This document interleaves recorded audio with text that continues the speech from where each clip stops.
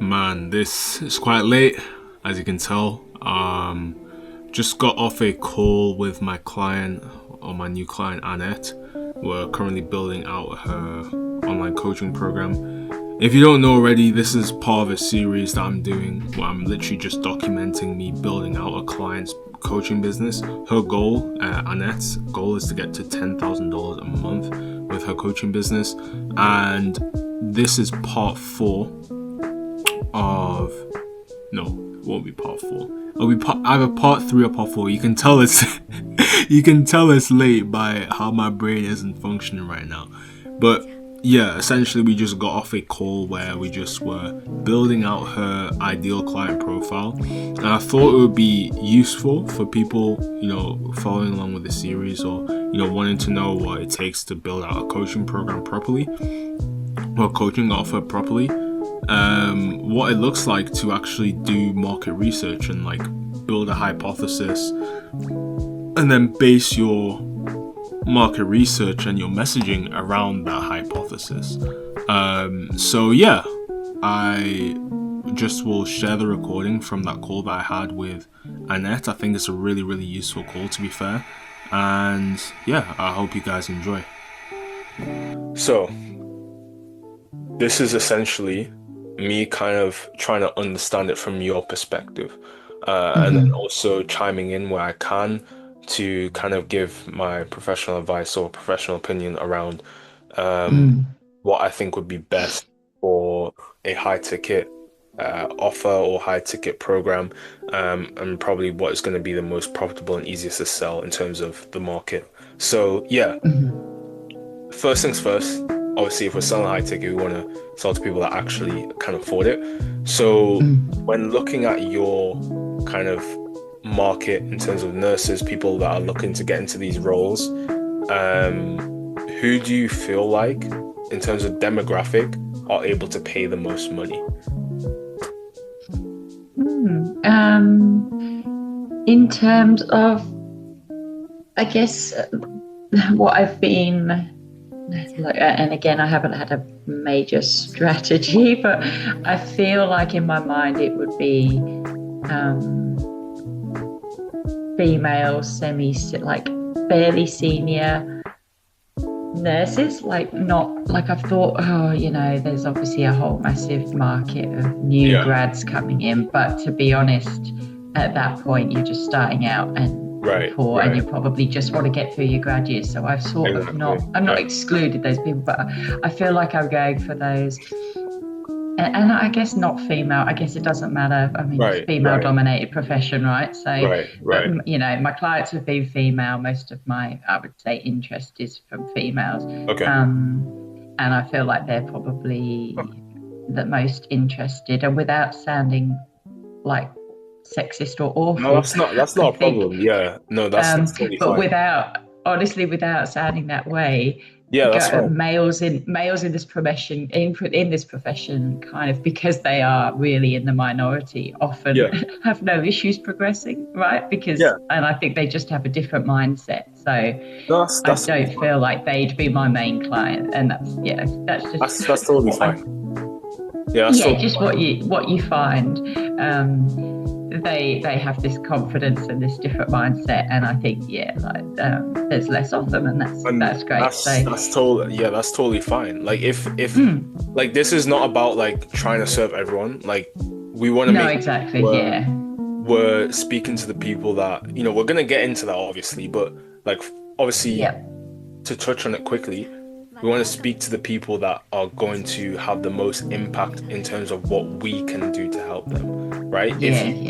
If you can't make as much of an impact with males in senior positions compared to women in senior positions, that's totally fine. You just go with the women, right? It's just going to be better long term. So, okay, so we've got that out of the way, right? Obviously, when it comes to paying high ticket, we're going to be looking for more senior, right? Senior nurses in senior positions, Would you say that's accurate? An accurate description?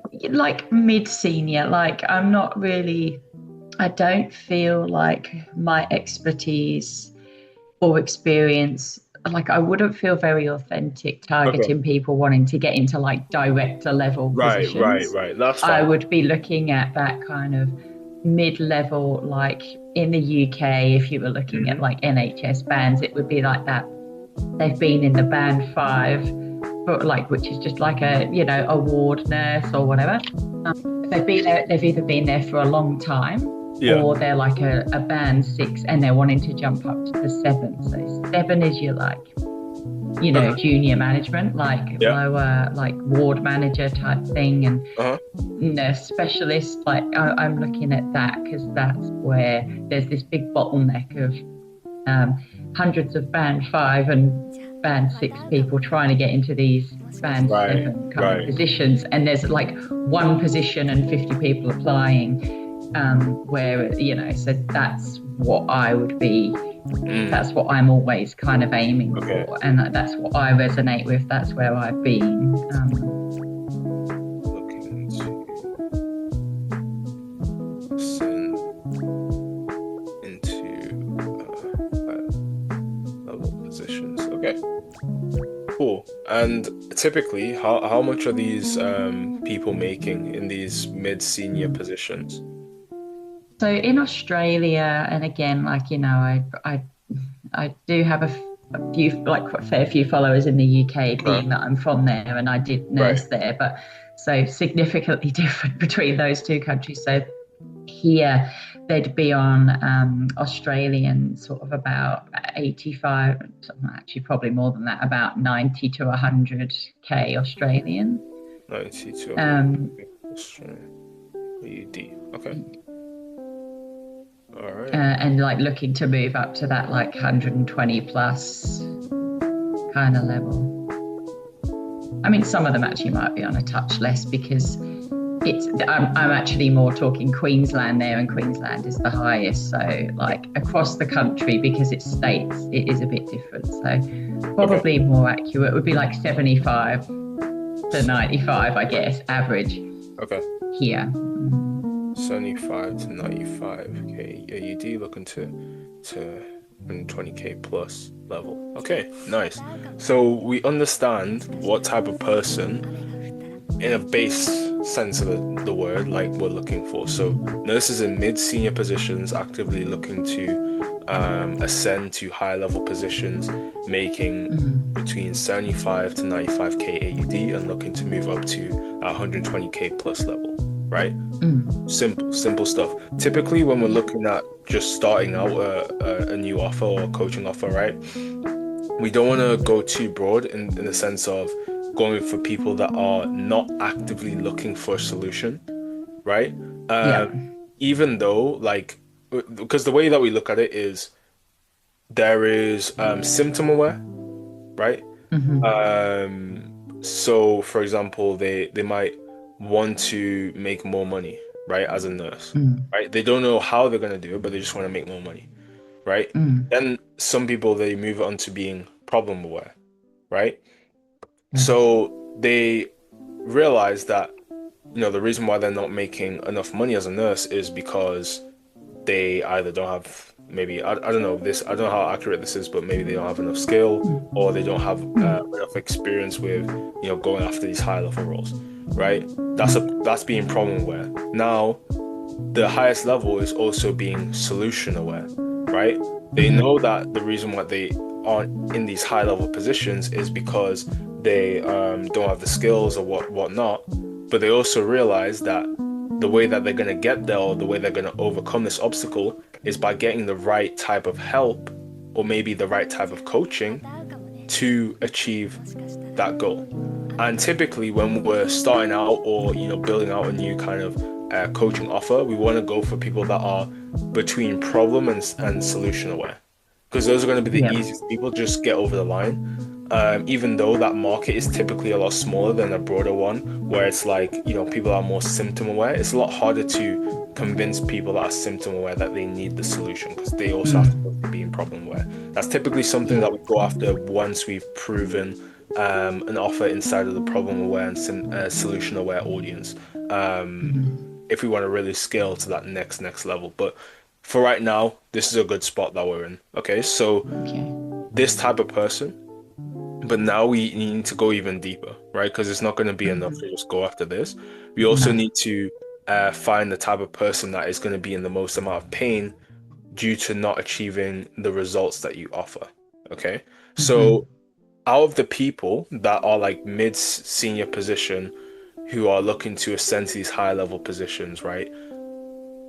Out of those type of people, out of that demographic, what type of person like do you feel like actually is in the most amount of need or is in, the most amount of pain financially or mentally or physically, whatever it is, due to not achieving that result yet? Do you mean like what would they be saying are their problems? Like if you Yeah, in spoke to terms them, of, they'd say, I feel this. yeah. I think they would be um, frustrated because they're, working in a system where they're not Uh-huh. achieving their full potential. Is that like the Oh, kind not of, necessarily. am It I was going too also far with that? no, it's fine. Like we're on the right area. It's just a case of Mm, I want to know the type of person, right? Maybe mm, we've kind of done this part already from what we said here, but yeah. I want to make sure like okay, from what we said So here, like female, age, da da da, that kind of thing. yeah, this is purely from Yeah. a profile perspective, right? Like characteristic, Mm, graphic, that kind of thing. So out of these yeah. kind of nurses in mids, senior positions, actively looking to ascend to higher Yeah. positions, right? Um, what out of those demographic of people, Mm, what subgroup or sub demographic is in the most amount of pain due to not yeah. achieving that result, or it could be that all of them in that kind of situation are experiencing a similar amount of pain. Which one do you feel like it is? Mm. I think there would be quite a specific group of people. I think it would Okay. be females, their parents, they've put their career on hold, and now they're at that stage. So they're probably like, I don't know, late 30s into their 40s. Okay. They've had kids. They've kind of worked shifts to kind of make it work for childcare. I think is what a lot of people do, and then their kids grow up, and then they're like, "Oh shit, I'm still in the same job I was in, Yeah. Yeah. So 15 years they ago, and these younger people are coming through and okay. overtaking me." That kind, like, so it's that age. I Fair. reckon that. That's been lost. Feel threatened by new emerging talent in the job market. Okay, cool. So female parents put career on hold, late 30s and 40s, make work shifts to make it work for childcare. So, because obviously nurses they work quite long hours sometimes, Mm, and sometimes nights as well. So they'll need childcare. yeah, yeah, yeah. And Okay, a lot of the time, you do that to just make it. Yeah, you just work crap because it helps, but you don't right. want to. But you just. Okay, this is good. This is good. So, I Mm, guess being a person who is, actively looking for that end goal, um, mhm, like out of those people, right? Out of these female parents, late 30s and 40s, doing these shifts, all this, right? Do you feel mm, like, again, it can go either way. It can go, there's an even more specific group inside of those females that are in mid-senior positions who are, working late nights and working a lot for childcare, who are actively looking for that end goal. Or it mhm. could be that all of them are kind of equally looking for that end goal, but maybe they just don't know it yet. Yeah, true. I've come across kind of both, I think. Okay, let's go I for the feel first one like, though. yeah, so they are actively looking. Hmm. they're actively looking. Yeah. So this is still the kind of person, like the Yeah, like what kind of characteristics or like specific traits about them? yeah. So I feel like they would be like in their current workplace, they'd be seen as very much like a leader, like a Okay. someone with a lot of knowledge who like the younger nurses really look up to. Okay, role model for younger nurses. Okay. Um, but I think they also, and again, this is what I've heard from a lot of these people, they feel like they're, because of the amount of time they've spent where they are, they feel like that's it. They're like, oh, I am a ward nurse and I will be forevermore type thing. Because of the time, and they sort of, yeah. So they have all these amazing skills. And I think a lot of them don't spend time.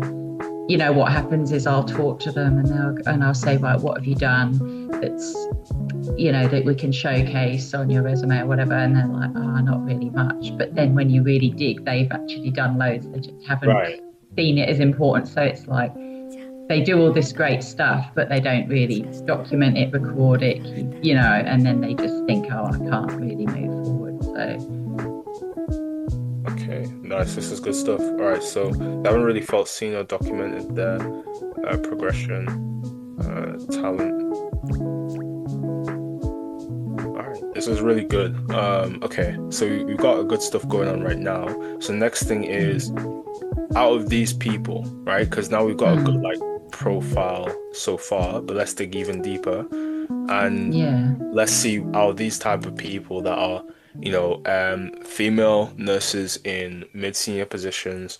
They work a lot. They're seen as like a role model among other nurses. They feel like they've hit a ceiling in their career, right? Despite, you know, accumulating all these skills, right? Out of those type of people, who do you feel like is actually going to get the best results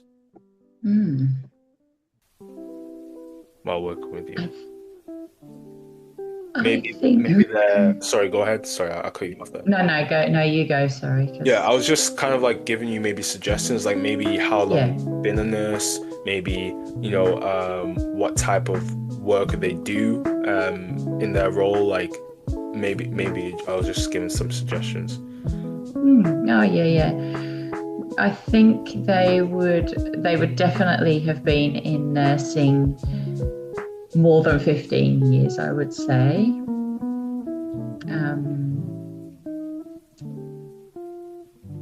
They would typically be still in a role which is kind of close to where they started.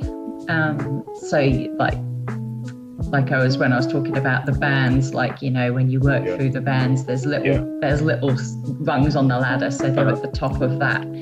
And then unless you go for the big promotion, you stay there, and, you know, you just get small pay rise every year. So they are sort of there. So they're still, you know, a band 5, which is also entry level, right? So it's that kind of thing where, you know, they're really good at that. But what am I trying to say? Like, I think it's that person that is really, really great at that and is looked up to, but they just haven't. And some people just don't have the skills in showcasing it, right? So Right. that they've just, like, I don't know what, but I guess what I'm trying to say is they spent all of their younger career not focusing on showcasing their skills. Okay. Because you just weren't trained like that when they trained, right? It's just, you know, like when these people trained, and I guess this is a fairly important point in it's somewhere, I'm sure it's relevant, that, you know, nursing has always been seen as like, oh, you know, you have a job for life, you'll just get a job, you'll never be out of work. Right. And now that's kind of shifting a bit. You know, it was always an automatic progression, like, oh, when you've been there 15 years, you'll just get made into the manager. And now that actually isn't the case at all. It's very competitive. So I think people, now that these people of this age with this background are realizing that, they're like, oh shit, like I can't do it. It's now out of my reach. Okay. Does that make sense? Like, Yeah, I don't know sure. if that's They're like, hitting the point of what you're asking, but I yeah, think it's no, that, it's like, good. they want the result because the thing is, they do have the skills and everything, like it's almost like they just can't see it. They haven't been Right. shown or taught or Right. nurtured in how to sell themselves, because they've always just been like, oh, I'll be in this job and I'll just progress. Do you know what I mean? Like, that's how nursing was sold to people 20, 25 years ago. It was, so I think, and now of course there's so many new, like all these new specialist areas because of, people living with more complex conditions and such, like, that just didn't exist back then.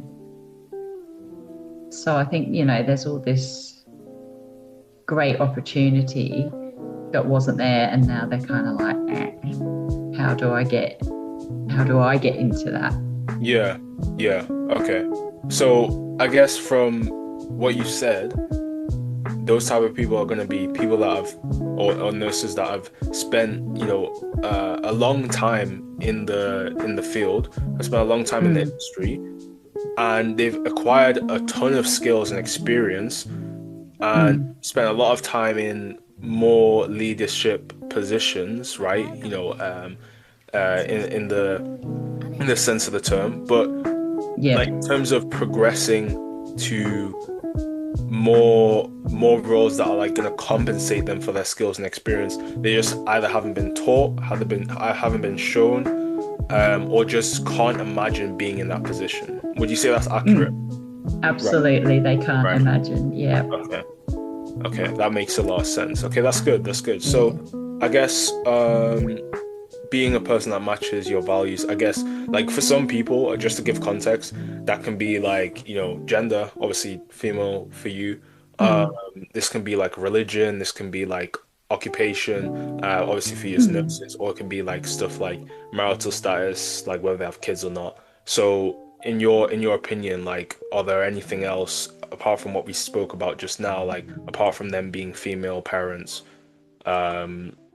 maybe around like 30s and 40s, like apart from that, what do you feel like are there other values and character traits that fit with you?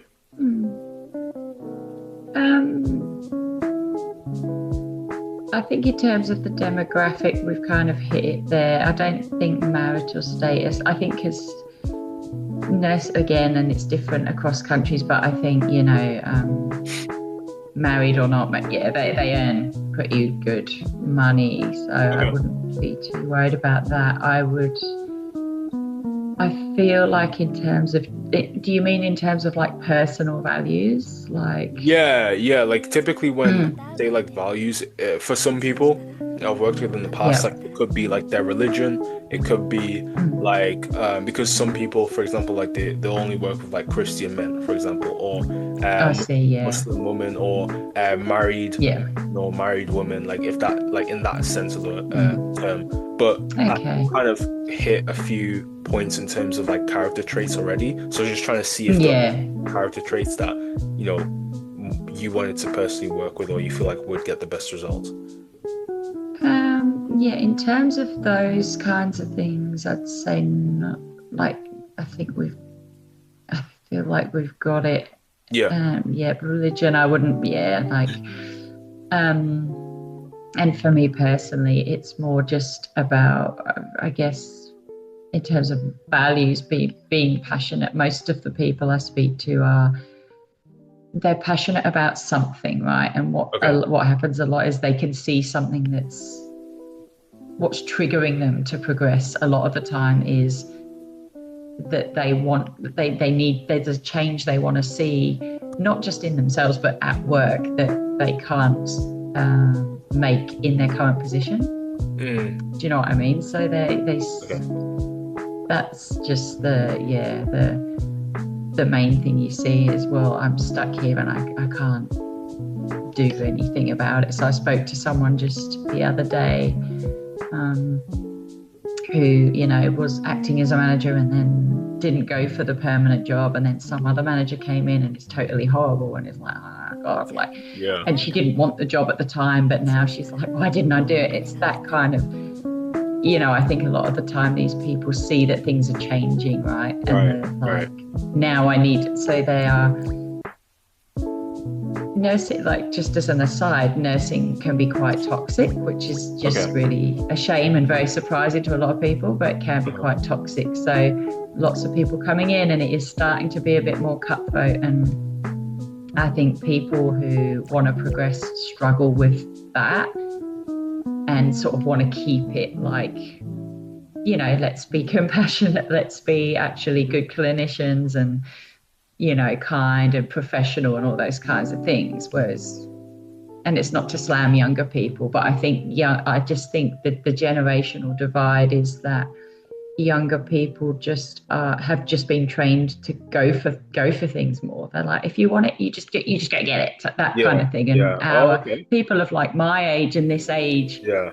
this demographic that we've spoken about, don't have that. And I think that's where we clash and these people feel threatened. Does that make sense? I've probably gone off a Yeah. massive tangent there, but Oh, that's good. it's that kind of desire to keep, because you hear a lot like about workplace bullying and people being shoved out because of they don't fit the mold type thing. And I think these people have often experienced something similar.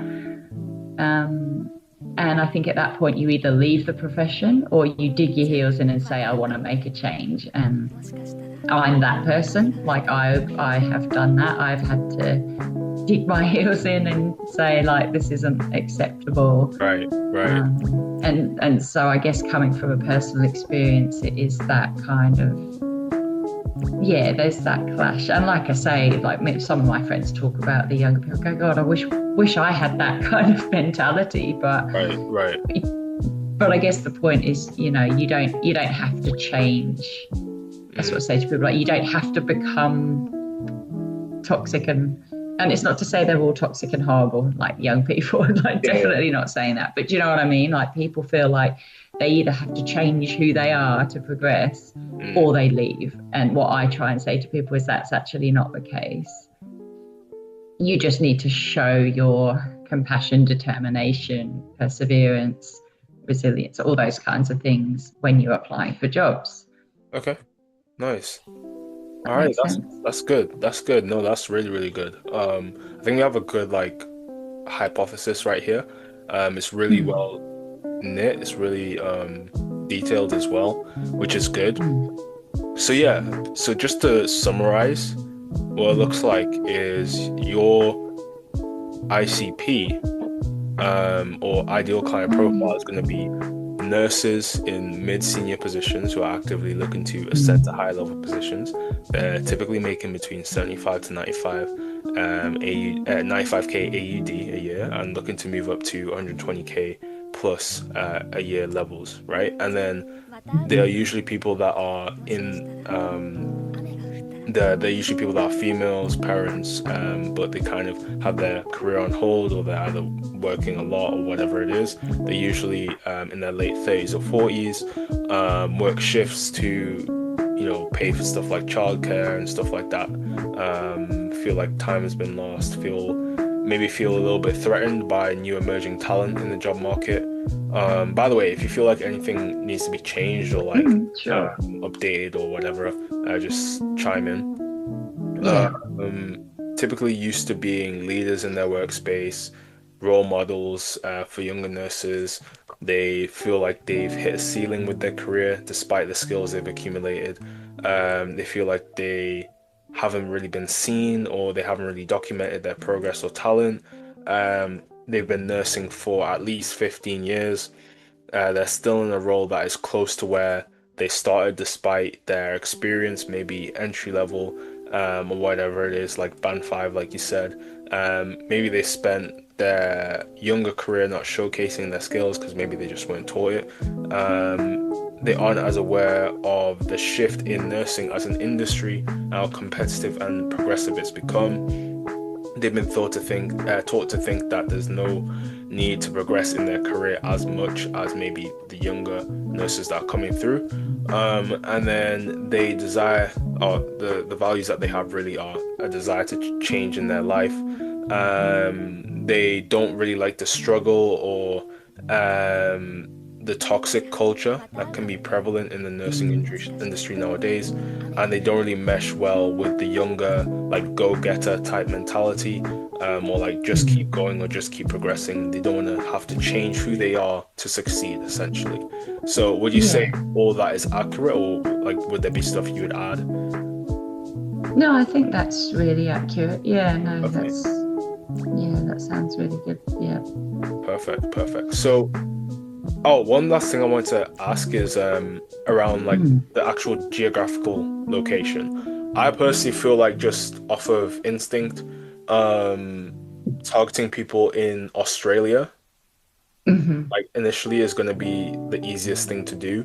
And then after Yeah. that, maybe targeting people in like the UK and then from there, Yeah. the US as well. But I think Yeah. start off with targeting people in Australia is going to be the easiest. I wanted to know what your thoughts Yeah. as well. Yeah, I do agree. 100%, I guess, logistically for Yeah. one, with the time difference. Yeah, yeah, And also, I think before, yes, I've got experience in the UK, but obviously I've been here for 7 years. I've right, actually now nursed longer here than I right, did in the UK. So things right. will have changed. So that, yeah, I do think I'll probably need to build up some experience. And I guess in order to feel like genuine and confident with dealing with people in other countries, I need to sort of really prove that I can Right, do it in the system I'm currently right. in. So yeah, I totally agree. Okay. And like you say, I think yeah, the UK would be probably my next one because I can very easily do the research. Uh-huh.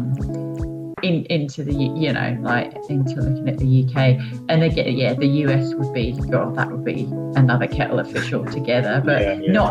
not out of my reach, I don't think ever, but they Yeah. are so it's very different there, like Oh yeah, for very sure. very different to Sure. both Australia and the UK. Australia and the UK are far more similar than the US and anywhere else.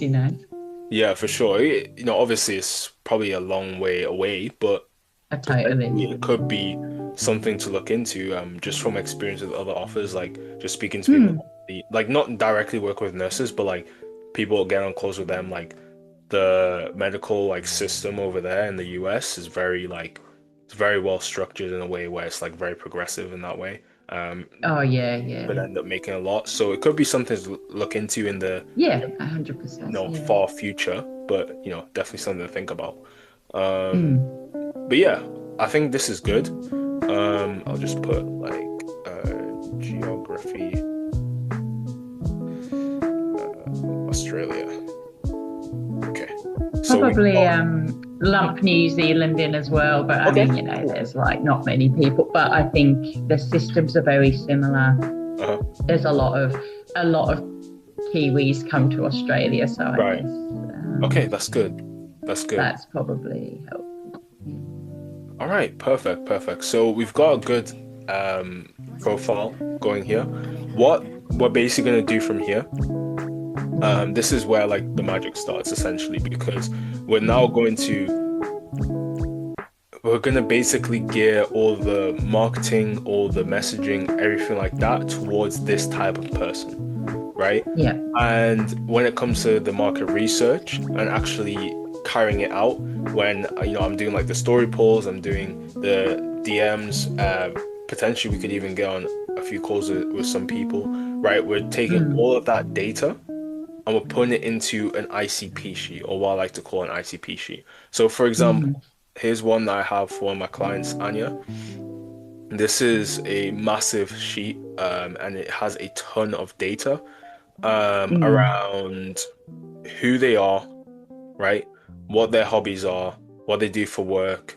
Obviously, this is pretty self-explanatory, so we probably have to mix and match some stuff here. But um, what like the mass consent. This is a big one. What is a mass Mm, consensus belief, trait, lifestyle, activity that my ideal market has that's keeping them stuck, where they don't mm, want to be, or whether they know it or not, and how do I position my offer and justify it as the ultimate best option away from that mass consensus that is keeping them stuck. It's a bit wordy, mm. but I'll say it's probably one of the most important parts of this entire sheet Yeah, yeah, because, and the reason for that is because the new way to sell coaching, because there are so many coaches out there, and I would say like yeah. even for a niche market like nurse career coaching, like there's definitely going to be a lot of options out there. Especially Mm, like I've seen like me just doing my research, I've seen like plenty of different, even just Australian creators that are in your niche, yeah. right? So the way for people to stand out nowadays in today's market, where there's just a bunch of coaches, is by belief shifting or belief engineering, as some of my associates would call them. Right? The way belief engineering works is very simple. People have this typical mass consensus belief within that a certain demographic that is keeping them stuck in their current position that they don't want to be in. It's Mm, your job now to come along and say, okay, the reason why you're not where you want to be, it's not actually your fault. It's not that you're, doing stuff wrong. It's just that this mass consensus belief that you've either been taught or you've adopted over time is led you to this place where you are right now, which is where you don't want to be. And then you make your content and you make your messaging around how to actually overcome that and how to break free from that mass consensus, because then it's like mm. you're starting a belief loop, if that makes sense. You're starting people, Yeah. like in your short form content, you're telling people, okay, this is the old way. That old way is wrong. That old way is the reason why you're still stuck. There's actually this new way, in fact, that has allowed me and these other people to get this result, right? This is specifically for your short form content, by the way. And then you basically start that belief loop. But you obviously don't go into too much detail. With your short form content, I always say you always need to give people enough to be like, okay, that's interesting. Now, where the real magic happens, where the real nurturing happens, is when you tell them, yeah, start that belief loop. You'd be like, old way, bad, new way. This is new way. This is what new way has done for me and other Mm, people. Um, while using very specific language to that ICP, to that ideal client profile, using the same words and tonality that they would use, and be like, okay, if you comment the word XYZ, whatever keyword you want to use, I'll actually send you a free YouTube video breaking down mm, exactly how this new way can help you achieve XYZ result. And then that's how you actually continue the belief loop for them watching your YouTube video, them being nurtured by it, them kind of understanding your unique mechanism, which is what we like to call it, and mm. understanding that, okay, like they feel like it's believable, they feel like it's possible for them to actually get. Remember when we were talking about problem and solution aware, right? Some Yeah. people like they might have a really painful problem, but they just don't understand what solution is going to work best for them, right? Mm, All you have to do is come in and shift the belief enough to them for them to be like, okay, this sounds interesting. I want to learn more about this. They come in and watch the YouTube video and they're like, okay, this actually seems believable and attainable for me to do, even though they might not have thought that before, right? And all of a sudden, you've taken someone from being problem aware to being solution aware, and all you have to do is present that solution in front of them, and then they're like, okay, this makes sense, right? And then right. that's when you're in a position where you can charge like very high prices for coaching programs because you've created that belief loop, you've added in your personality or your personal story or lifestyle, whatever it is, to get them sold on you as a person as well, so that you end up being the only logical solution to their problem, Mm, right? So this is a really big part of the whole ICP sheet, and it's something that we do after the market research, after we do the story polls, DMs, whatever it is. We also use another thing that we do is we take transcripts from sales calls as well. We feed them to our AI to kind of add it to these ICP sheets and update them over time. Basically, yeah, like just going through it more, like what they're struggling with, how the struggles are affecting their daily life. This is a big one as well. What's like a soft spot or sensitive topic that the ideal market thinks about, or no, they kind of have in the back of their brain, but no one ever speaks about out loud. That could be maybe I don't know what it is, but correct me if I'm wrong. It could be the feeling like they aren't going to progress more. Maybe it's the fact that they might think they've hit a ceiling in their career. It could be something like that, Yeah. right? Yeah. So we want to understand that for sure, because another way to kind of differentiate yourself in the market is speaking on things that no one else is speaking on. Speaking on things that everyone thinks about, but no one actually says, right? Because once a prospect or a viewer or your audience feels like you understand their issues more than they understand them themselves, like you actually build so much authority that way. Yeah. And then what they've tried before, like that kind of stuff. Stopped them from investing in programs in the past? That's a big one. Offer messaging, unique mechanism. Yeah, unique mechanism summary. So, for example, with Anya here, her unique mechanism summary, I always get like my clients to write them out themselves, because like your unique mechanism is unique to you, right? Like only you can think about how you serve people, like if that makes sense. Like I can't really think of that for you. I can only really go off the data that your audience gives, and even they can't tell you how you get them results, if that makes sense. So that has to come Yeah. from you, and it's just something where it's like you try and make it as detailed as possible and like try and make it from the heart, if that makes sense, right? So, talking about a summarized version of what it is, I'll give you like a structure on how to do it. It's not something that you do right away, but I just want to give you an idea of what it would look like.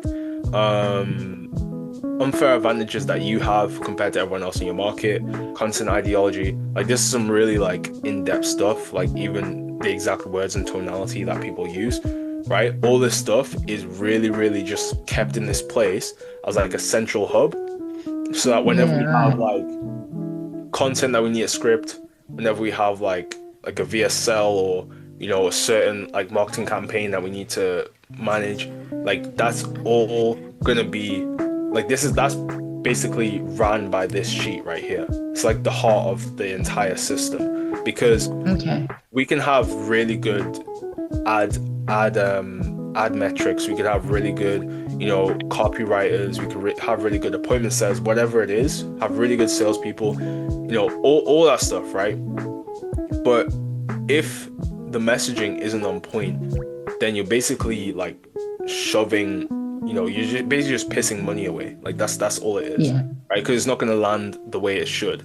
So this is really, really important. It's something we do take a lot of care into doing before doing anything else, before like building out any sort of systems or anything like that. Any sort of sales scripts, we always do this first. So yeah, it's really good to kind of get that idea.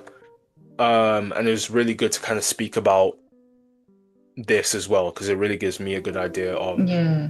what we need to go after when it comes to the market research as well. And it just will mean that this will come out even better as well. So yeah, I really appreciate your time on No, this. likewise. Really helpful. Okay. Oh, well, so Super. yeah, so I guess for me that's it. I don't really need anything else, to be fair. I will let you know if I do, but for now, Yeah. like this is looking really good. I'm really excited to kind of get this market research going as well.